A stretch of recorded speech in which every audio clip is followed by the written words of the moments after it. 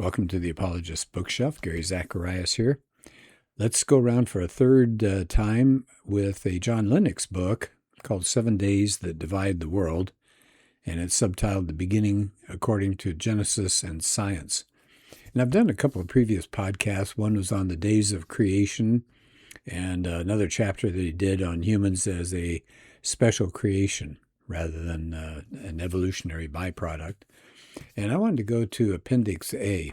Oh, by the way, let me just share a couple of the chapter headings. First chapter is called A Lesson from History. And I'll leave that one. It's kind of puzzling right now, I know, but I'll leave that for another time. It's a really good one. Another one is a lesson about Scripture, and then he does the days of creation, human beings, a special creation, the message of Genesis 1, and all those are great. I want to go to the appendices that he's got at the end here. He's got 5 of them. And I wanted to do the first one because I love history. That was my minor in college. And so I want to take a look at Appendix A, called A Brief Background to Genesis. And you'll see where it goes in just a couple of minutes here.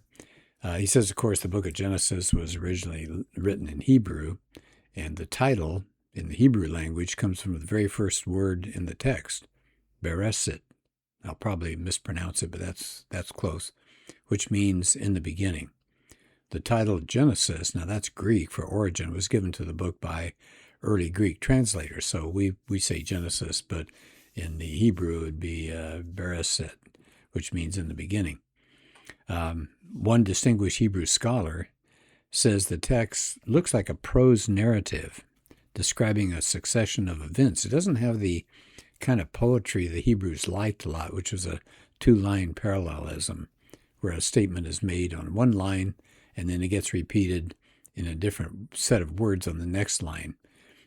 So I used to teach the Bible as literature for my college, and I thought that was really interesting. Parallelism was Hebrew poetry, not rhyming.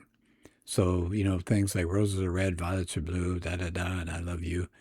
Okay, they didn't do that. They thought parallelism was the way to go. So here's an example. Psalm 30, verse 8. To you, O Lord, I cry, and to the Lord I plead for mercy. So do you hear how it's the same idea, but said in 2 different ways? So that's Hebrew poetry, parallelism. But the Hebrew scholars said Genesis 1 has certain features. On the other hand, it'd be unusual in the straight prose. So it's got repeated refrains like, and God saw that it was good, or and God said, or let there be, and it was so. So it's semi-poetical language. It does have some poetry in it that makes it memorable, but it's a narrative. And so I think that's important to take a look at, because some people are going to want to say that all it is poetry. It's just it has nothing to do with the real world. It's just elevated language of the imagination. And I don't think that's the case, but I know people argue different views of Genesis, and one view is that it is poetical, and we shouldn't try to tie it into science. Anyway, what about the date of it? People always ask about that. What time did it get written? And he says he's going to date it somewhere around the 15th to the 13th centuries BC. And we'll see why in a little bit. So here's a key part. How was the Genesis text understood by people in the culture? It says, well, we have evidence in both the Old and the New Testaments to show that people then took the Genesis material as history. He gives an example of Josephus. He had an introduction to his famous Jewish antiquities. He wrote this about 110 AD. And so he knew the difference between fables and factual accounts of history. And he thought it was a factual account of history. So this is the part that's going to take over a lot of this appendix, and that is comparing Genesis with another look at creation of man and all, called the Enuma Elish, which is the Babylonian epic. And so he's going to compare these two with the literature and the ideas between the Genesis account and that Babylonian account. It says for that Babylonian epic, the best estimate, it was done about 1000 BC. And it was hugely important for the Babylonians. They would recite it during a New Year festival. But it's really not an account of creation, he says, as a story of war among the Babylonian gods. So the god Marduk gained his supremacy, and creation was a byproduct of the battle. So he defeated a goddess, Tiamat, and he split her body into two pieces. With one piece, he made the earth, and with the other, he made the sky. So can you see, Lennox is pointing out in that Babylonian account, creation is secondary. It's the gods and their wars. That's center stage. And he actually has a part of it here if you want to hear just a little bit of the epic. When on high the heaven had not been named, firm ground below had not been called by that name, not but primordial Apsu, their begetter, and Mumu, and Tiamat, she who bore them all, their waters commingling as a single body.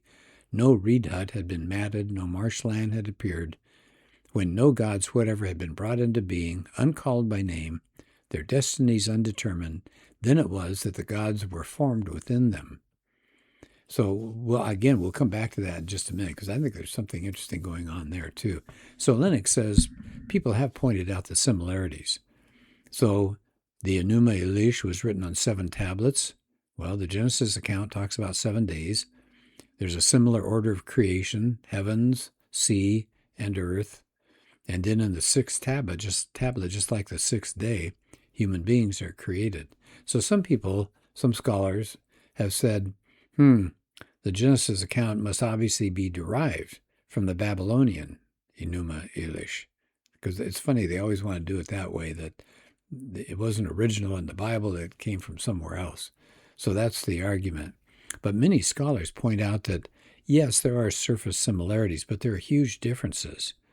Genesis doesn't have the central theme that the Babylonian epic has. Remember, the Babylonian epic was telling where the gods came from. Well, the God of Genesis is utterly distinct. He wasn't created by the universe, like the Babylonians say, like the pagan gods. It's the other way around. The God of Genesis is not a created God at all. He is the creator of the universe. And then, according to Genesis, human beings are created in the image of God as the pinnacle of his creation, the very top of his creation. But in the Enuma Elish, human beings are created really as an afterthought. And why? To lighten the work of the gods. It says, he, talking about man, shall be charged with the service of the gods, that they might be at ease. Here's another contrast. Genesis has no multiplicity of warring gods and goddesses. The heavens and earth are not made out of a god. There are no mythical beasts. And there's no deification of stars or planets or sun or moon, like we see in so many of the pagan cultures. The universe to which Genesis introduces us is not a mythical construct at all. It's our world.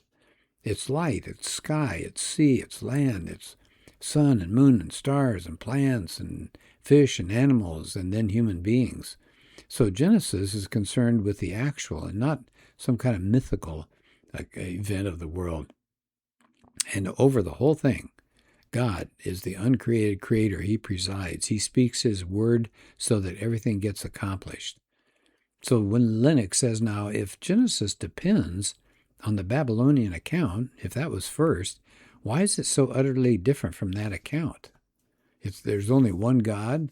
He's distinct from his creation. Very different than what the Babylonian story says.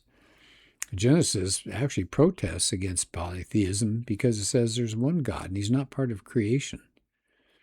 It says, how about this? Ascribing to the sun just the idea of a light bearer, it's not a God. That would be a powerful challenge to the mythology of the Egyptians, wouldn't it? You had the supreme God was the sun god Ra. I mean, even the word Pharaoh, F-A-P-H-A-R-A, Ra, Pharaoh. Right? And so the Genesis actually clashes with that. It's a challenge to that. All right, so let's keep moving here.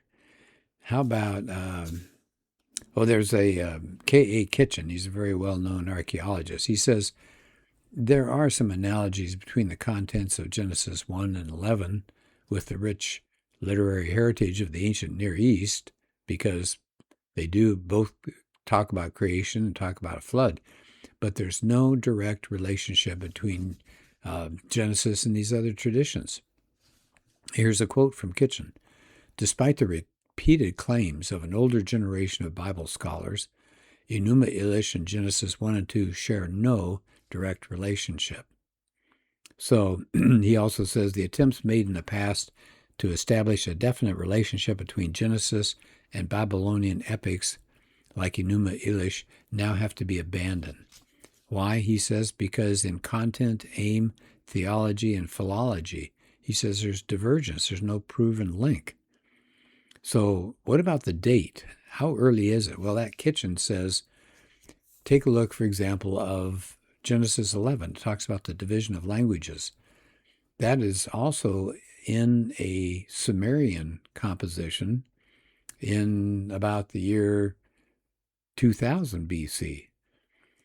What about the kind of structure that's shown in Genesis 1 to 11? It's not known in the ancient Near East after 1600 BC, but it's characteristic of documents before that time. So you see, these two things are getting around to the idea that the Genesis account is extremely old. So Kitchen sums up the evidence as follows. He says it's part of the oldest levels of Hebrew tradition. So that's good news, huh? Toward the end of the chapter, he says, back to Lennox here now, he says, it's frequently suggested that the text of Genesis is theological and literary, is distinct from historical or scientific. And he says, as if these are the only categories that should be considered, or perhaps more importantly, as if they're mutually exclusive. But he says it's perfectly possible for a text to inform us about objective facts and to have a theological purpose. And he says Genesis does precisely that. So in the words of C. John Collins, as he ends the chapter, Genesis is offering us the true story of mankind's past. Now, that's the end of that appendix, but let me add just a couple of things to have you think about, because I've done some work on Genesis. I've been interested in this. When I grew up, the only thing I ever heard was what was called the young earth interpretation. That was that every day in Genesis corresponded to a literal day. And so God created in just 7 days, 6 days, he rests on the seventh day. And all of this occurred, if you take the genealogies and all that are in Genesis, you can back it off, and you get somewhere between 6 and 10,000 BC for the creation. Now, that's what I grew up on. Now, since then, of course, scientists have taken a look at all sorts of things, ice specimens that they've, plugs that they've pulled out of the Arctic and Antarctic, and trees, and on, radioactive elements, things like that. And they're saying, no, things have been around millions and billions of years. And there is another way to look at Genesis. It's called the Old Earth view. And that says that those 6 days of creation are probably 6 long periods of time, that there is no such thing as evolution, but God intervenes occasionally and makes the next thing to come along. So that's called Old Earth, which is perfectly happy with the dates that scientists say, millions of years or billions of years. But there are even other ways that you can interpret Genesis. So I'll mention a couple here, but I just want you, if you've got younger kids who are interested in science and they're in school, I think you're doing them a disservice if you just say, well, God created all this and it's only 5,000 years old or 6,000 years old, because they're going to run into scientists, they're going to run into their professors, teachers at their school, and they're going to say, everything's been around millions and billions of years. To believe otherwise, you got to be a complete moron. And so you're going to set up your child or grandchild to really be confused. So I think what we ought to do is to teach people that there are various interpretations of Genesis. It might be totally poetic. That's a view. that this is just poetic language. It's just trying to say that God is different from the Egyptian gods that the Jews came out of, and that he created in a very different way, like it was mentioning in Lennox's book. You can interpret Genesis in what's called the framework theory, which is that day 1 and day 2 and day 3, 4, 5, 6 correspond in a particular patterning rather than necessarily a time sequence. So there are 4 or 5 really popular ways now to look at Genesis. If you want, you can go to my website, Apologetics for Life, and I cover it there. But anyway, I just want you to think about that there are different ways to deal with Genesis. And I would just say be familiar with them all, and have your kids and your grandkids familiar with them all, so that they don't feel like they've got one and they're going to go down fighting over that one. Honest to goodness, we don't know. We're not sure. Scientists are not sure. I mean, look at what they're saying about the beginnings. Like at one time they said there was no start to the universe, and now they say there is, which is actually good news, because that's what Christianity and the Judeo-Christian perspective has been for thousands of years. Genesis 1 says, out of nothing, God created everything. So we're on good grounds scientifically. So anyway, I hope that's helpful to you. The book, again, 7 Days That Divide the World. Very interesting look, and he's not dogmatic. And that's John Lennox. Excellent person to listen to. Lots of YouTube videos. You can check him out and see what he's talking about. Very kind person. Enjoyable. He's done debates with a lot of the leading evolutionists. Richard Dawkins. He does very well in those debates. So thank you for being part of this, and I hope you can follow up with John Lennox. Interesting person. Thanks, and we'll do another podcast soon.